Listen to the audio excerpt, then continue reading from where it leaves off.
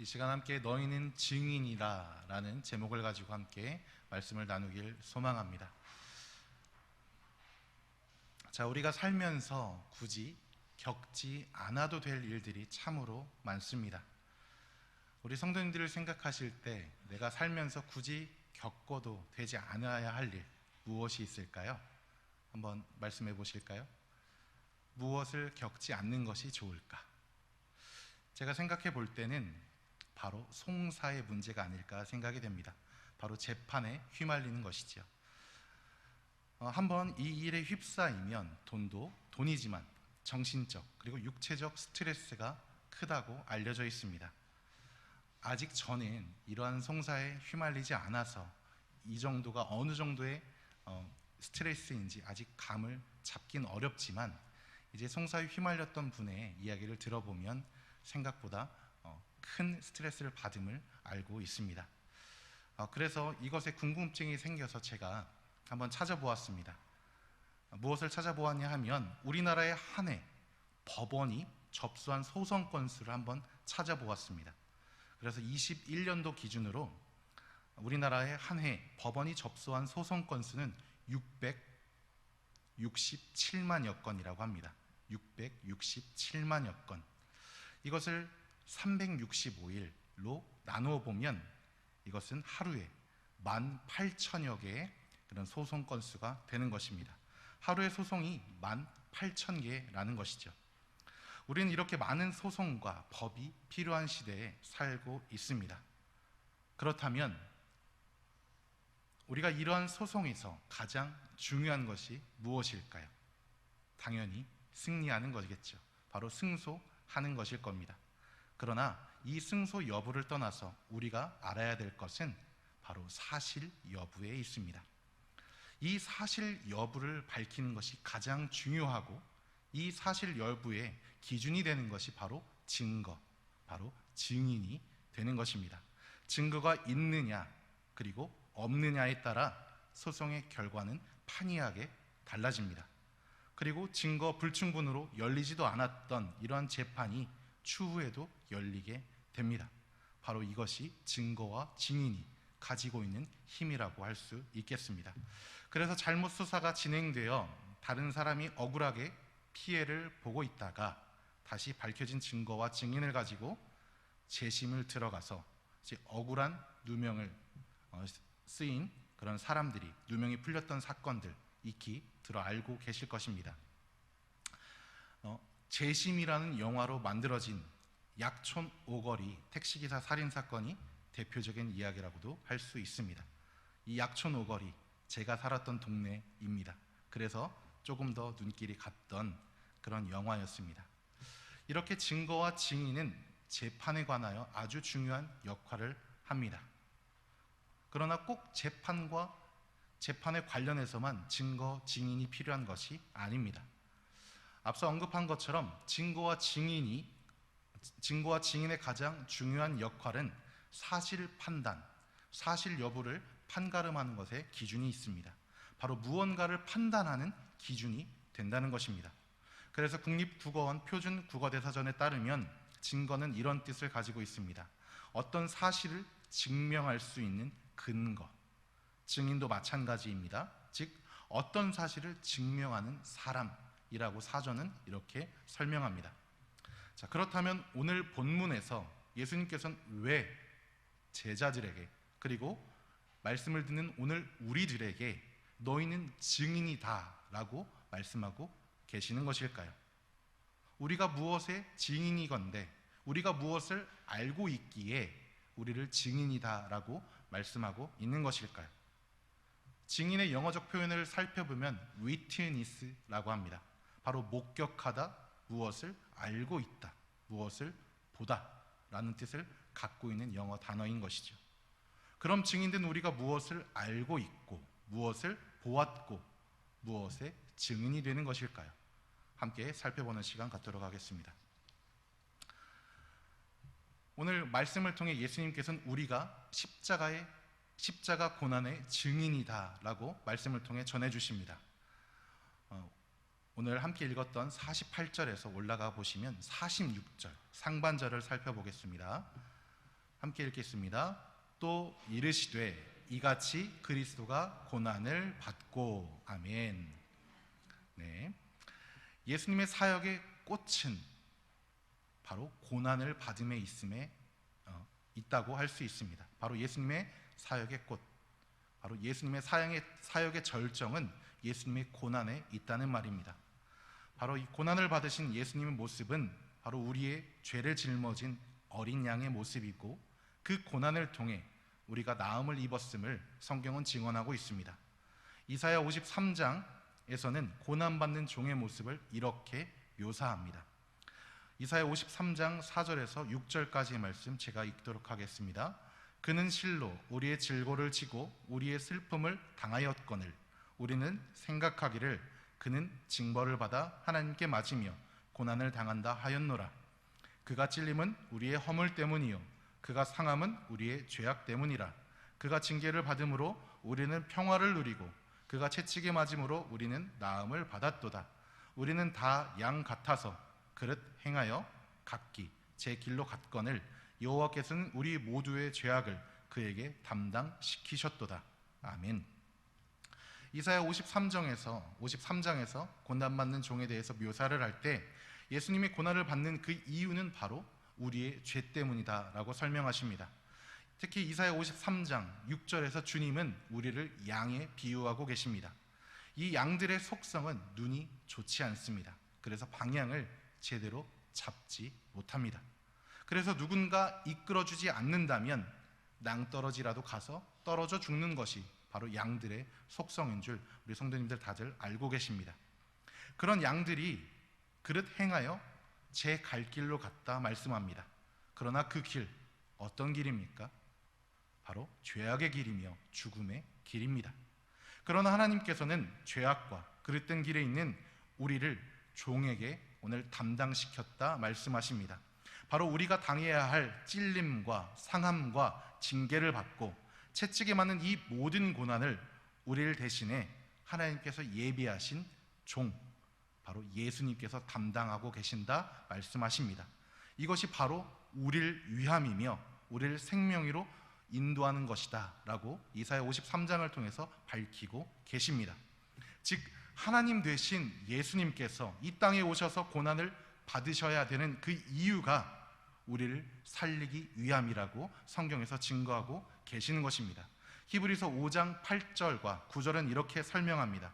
그가 아들이시면서도 받으신 고난으로 순종함을 배워서 온전하게 되셨은즉 자기에게 순종하는 모든 자에게 구원의 근원이 되시고. 아멘. 히브리서를 통해 이 땅에 오신 이유, 예수님께서 고난을 받으셔야 되는 이유에 대해서 설명합니다. 이 고난이 없이는 우리의 죄가 용서가 될 수 없으므로 예수 그리스도께서 실제로 고난을 받으시고 십자가에 달려 죽으심으로 하나님께서 말씀하신 구속의 계획의 모든 증거, 증인이 되셨습니다. 오늘 말씀을 통해 예수님은 우리가 고난의 증거, 그 이후에 부활의 증인이다 라고 또한 말씀하십니다. 이제 46절의 하반절을 살펴보시겠습니다. 함께 제3일부터 읽겠습니다. 시작. 제3일에 죽은 자 가운데서 살아날 것과. 아멘. 예수 그리스도께서는 부활하셨습니다. 믿으십니까? 부활하셨습니다. 그렇습니다. 우린 이렇게 고백하고 있습니다.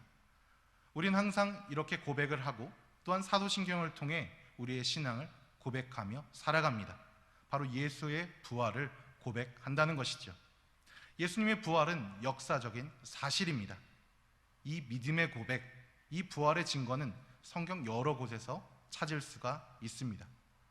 부활의 아침 최초로 예수님의 그런 장사 지낸 곳, 그 굴에 들어간 막달라 마리아, 그리고 다른 여인들, 그리고 엠마오로 가던 제자들을 만났던 그러한 장면들, 그리고 베드로를 만나 주셨던 그런 모습들, 그리고 도마에게 자신의 상처를 보여주었던, 그리고 직접 만져보았던 도마의 고백, 그리고 갈릴리 산에서 일시에 500여 명에게 보이셨던 예수님의 모습들, 그리고 다메섹 도상에서 사울을 만나 주셨던 그러한 모습들을 통해 예수님께서 부활의 증거가 여러 군데 있음을 성경을 통해 우리는 살펴볼 수 있습니다.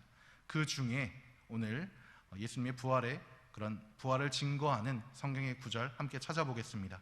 고린도전서 15장 4절에서 8절까지의 말씀입니다. 고린도전서 15장 4절로 8절까지의 말씀입니다.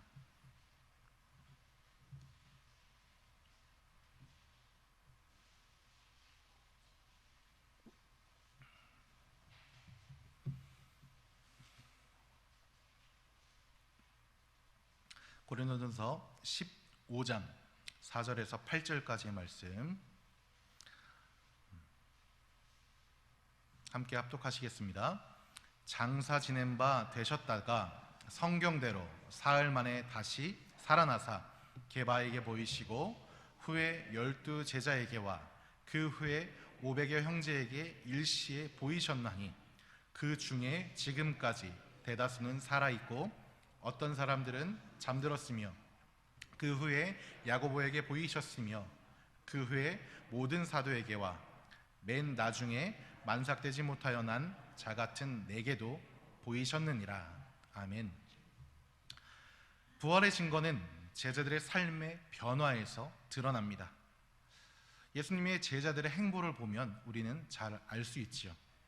예수님의 제자들은 예수님의 체포와 더불어 십자가의 고난 때 모두들 도망치고 숨어버렸습니다.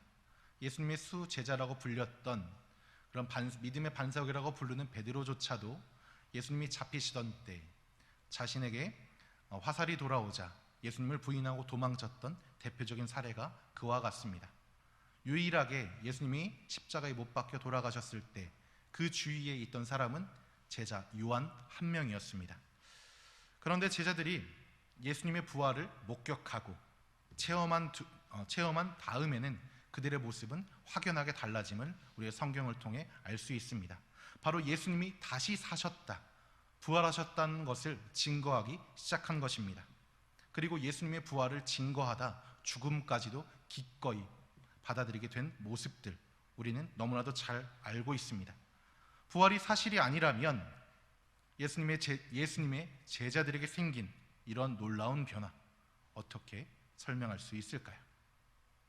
또한 예수님의 동생 야고보도 그렇습니다. 예수님의 부활이 있기 전까지는 예수님의 메시아 되심과 하나님의 아들 되심을 믿지 못하였습니다. 그러나 부활을 체험한 이후에는 초대교회의 중요한 인물이 되었고 순교자가 되었습니다. 그리고 우리가 너무나도 잘 알고 있는 교회의 원수, 죄인 중의 괴수였던 바로 사울이라고 불렸던 바울 어떠합니까? 다메섹 도상에서 예수님을 만나고 부활의 체험이 있은 후에 예수님을 전하는 가장 열렬한 사도가 되었습니다. 사도의 삶을 살다가 로마에서 순교를 당하게 되는 그런 삶을 맞게 됩니다.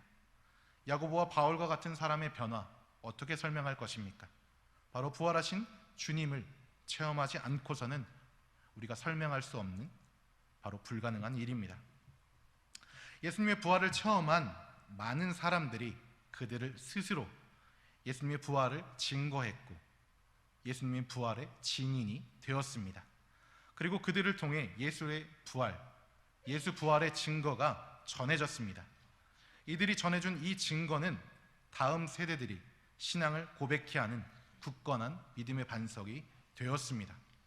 그리고 예수 부활을 전해 듣고 고백한 그들도 그 신앙의 선배들을 따라 예수 부활을 증거하는 증인이 되었습니다. 그 증인의 고백에 우리도 동참하고 있는 것 아닙니까?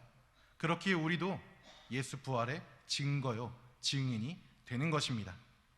그래서 오늘 예수 그리스도께서는 우리가 복음의 증인이 되길 말씀하고 계십니다. 47절의 말씀 함께 살펴봅니다. 누가복음 24장 47절의 말씀입니다. 우리가 함께 읽었던 오늘 본문의 말씀의 바로 윗절이지요. 47절의 말씀 함께 살펴보겠습니다. 또 그의 이름으로 죄 사함을 받게 하는 회개가 예루살렘에서 시작하여 모든 족속에게 전파될 것이 기록되었으니 아멘. 바로 예수의 고난과 죽음, 부활이 구약을 통해 예언되었습니다. 그리고 오늘 살펴보진 못했지만 누가복음에서도 예수님의 그런 죽음과 부활이 반복적으로 예수님께서 우리에게 전해주고 계십니다. 47절에서는 이렇게 설명하지요. 그의 이름을 통해 우리의 죄가 용서받고 복음의 전파가 예루살렘에서부터 시작하여 모든 족속에게 전해진다 선언하십니다. 바로 예수님께서 말씀하신 이 회개의 모습이 바로 세례 요한에서부터 예견되었고 예수님의 모든 사역과 십자가에서 고난, 부활의 사건에 이르기까지 예수님의 모든 생애를 통해 계속되었습니다. 죄 사함을 받게 하는 이 회개, 누구의 이름으로 일어난 것입니까? 바로 예수, 오직 예수의 이름만으로 가능케 된 것입니다. 예수의 이름으로 죄 사함을 받는다는 것, 이것은 단순히 나의 죄를 지적하고 자복하는 것에서 끝나는 것이 아니라 참여하는 것으로, 용서를 구하는 것으로 끝나는 것이 아니라 예수 그리스도를 통해 모든 죄와 죄의 책임으로부터 해방되어 새로운 존재로 살아가도록 하는데 있는 것입니다. 바로 예수님을 통해 거듭나게 되었음을 의미하는 것입니다. 사도들이 그러한 모습들을 아주 잘 보여주고 있습니다. 우리 베드로도 그러했고 사도 바울도 그러한 모습을 보여주었습니다. 바로 그들이 복음의 증인이 되어 예수님을 전하는 부활의 증거자, 증인이 된 것입니다. 바로 복음의 증인이 된다는 것은 예수님의 고난과 부활을 믿고 그것의 증인이 된다는 것을 의미합니다. 그것이 바로 예수 그리스도의 이름으로 이루어지는 것입니다. 우리의 행동과 노력이 아닌 오직 예수님의 이름으로, 예수님의 은혜로 이루어지는 것입니다. 그럼 이제 증인된, 그리고 증인이 되겠노라 고백한 우리에게 남은 것 무엇입니까? 바로 증인의 삶을 살아내는 것에 있습니다. 증인에게는 의무와 권리가 있습니다. 현대법의 테두리에서 증인의 의무와 권리에 대해서 살펴보았습니다. 증인의 의무는 크게 세 가지로 나뉩니다. 법원에 소환이 있으면 법정에 출석해야 합니다. 소환의 의무가 있다는 것이지요. 그리고 두 번째, 선서의 의무가 있습니다. 선서를 한 뒤에는 진실을 말해야 합니다. 그리고 셋째, 증언의 의무가 있습니다. 법정에서 신문 받은 사항에 대하여 증언해야 한다는 것이죠. 또한 증인의 권리가 있습니다. 이 권리는 증언의 의무가 있지만 자기나 그리고 가족, 자기와 관계 있는 사람들에게 피해가 있을 것이다 라는 염려가 되면 증언을 거부할 수 있는 권리가 있습니다. 그러나 우리가 증인은 앞서 언급한 것처럼 사실을 증명하는, 사실을 말해야 하는 사람을 의미합니다. 그래서 법률적인 용어를 조금 더 살펴보면 증인이란 자기가 과거에 체험한 사실을 진술하는 사람, 그리고 특별한 지식에 의하여 알게 된 과거의 사실을 진술하는 자도 의미합니다. 바로 자신의 체험에 대해서 말할 수 있는 사람도 증인이다 라고 말하고 있는 것입니다. 그렇다면 바로 예수님의 부활을 보고 들은 사도들, 그리고 그 사도들의 증언을 들은 다음 세대들, 그 다음 세대들의 증언을 듣고 우리가 성령 체험을 통해 하나님을 믿기로 한 우리들, 무엇이 되는 것입니까? 바로 예수 부활의 증인이 되는 것 아니겠습니까? 그 증거를 믿으며 그것이 나의 신앙이다, 나의 믿음이다 고백하는 우리들이 바로 예수 부활의 증거요, 증인이 되는 것입니다. 그렇습니다. 우리는 예수 부활의 증인입니다. 믿으십니까? 확신하십니까? 여러분들은 예수 부활의 증인이십니까? 그렇습니다. 여러분들의 고백이 여러분들의 믿음이 될 줄 믿습니다. 우리는 예수 부활의 증인들입니다. 부활을 믿는 증인된 우리에게 예수님께서 오늘 말씀하십니다. 48절이지요. 오늘 본문의 말씀 다시 한번 함께 합독하도록 하겠습니다. 너희는 이 모든 일의 증인이라. 바로 오늘 말씀을 통해 우리의 삶이 증인의 삶을 살길 바라고 계십니다. 바로 예수님께서는 자신의 일생, 그리고 고난, 죽으심, 부활을 알고 그것을 체험한 우리가 이 모든 일의 증인이다 라고 선포하십니다. 그래서 증인된 우리에게는 예수 그리스도의 삶, 다른 말로 복음을 전할 의무가 우리에겐 있는 것입니다. 그래서 49절에서는 증인된 우리에게 약속하신 것을 보내신다 말씀하십니다. 무엇을 약속하셨습니까? 바로 성령을 약속하셨습니다. 성령을 통해서 47절에서 언급한 것처럼 복음을 예루살렘에서부터 시작하여 모든 곳에, 모든 족속에게 전할 것을 명령하셨습니다. 그리고 이것을 전할 것을 우리에게 말씀하고 계십니다. 이것이 바로 우리의 의무인 것입니다. 이사야 49장 6절에서는 이렇게 설명합니다. 그가 이르시되 내가 나의 종이 되어 야곱의 지파들을 일으키며 이스라엘 중에 보존된 자를 돌아오게 할 것은 매우 쉬운 일이라. 내가 또 너를 이방의 빛으로 삼아 나의 구원을 베풀어서 땅 끝까지 이르게 하리라. 아멘. 그리고 사도행전 1장 8절을 통해 명령하십니다. 오직 성령이 너희에게 임하시면 너희가 권능을 받고 예루살렘과 온 유대와 사마리아와 땅 끝까지 이르러 내 증인이 되리라 하시니라. 아멘. 바로 성령을 통해서 우리와 함께 하신다 말씀하십니다. 바로 예수 그리스도를 통해 죄 사함이 일어나고 성령을 통해 능력을 받고 전 세계에, 온 세상에 복음을 전파할 것을 우리에게 말씀하고 계십니다. 이것이 바로 예수님이 말씀하신 증인된 그리스도의 제자된 우리에게 말씀하시는 사명인 것입니다. 예수님께서는 49절의 말씀을 통해 하나님께서 약속하신 것을 보내고 그것으로 우리에게 능력이 입혀지신다 말씀하십니다. 바로 성령 체험을 통해 우리가 하나님 안에 있고 그 능력으로 그 사명을 감당할 수 있다 말씀하고 계십니다. 그럼 그 체험, 예수님께서 약속하셨던 그 성령의 체험 어디서 일어나는 것일까요? 바로 예수님께서 말씀하시죠. 능력이 입혀질 때까지 성에서 머무르라 말씀하십니다. 바로 예루살렘을 의미하죠. 지금으로 말하면 교회이고 또한 하나님의 말씀이 담긴 말씀을 의미합니다. 성경을 의미합니다. 바로 하나님의 말씀이 가장 강력하게 임재하는 곳, 그것이 교회이고 하나님의 말씀이 담긴 성경을 의미하는 것입니다. 바로 하나님이 가까이 계신 곳에 우리가 있어야 한다는 것을 의미하는 것이지요. 우리가 살면서 부활의 믿음과 소망, 하나님을 향한 확신을 갖고 살아가지만 우린 연약한 인간이기에 무너지고 넘어질 때가 참으로 많습니다. 제자들 또한 그러했지요. 예수님을 3년 동안 따라다녔고 그 가르침을 누구보다도 가까운 곳에서 보고 기적도 보고 그리고 그 기적에 함께 동참함으로써 함께 그 능력을 체험했던 그들이었지만 예수님의 부활을 정작 믿지 못했습니다. 보았을 때도 귀신인 줄 알았습니다. 그리고 두려워하고 의심하였습니다.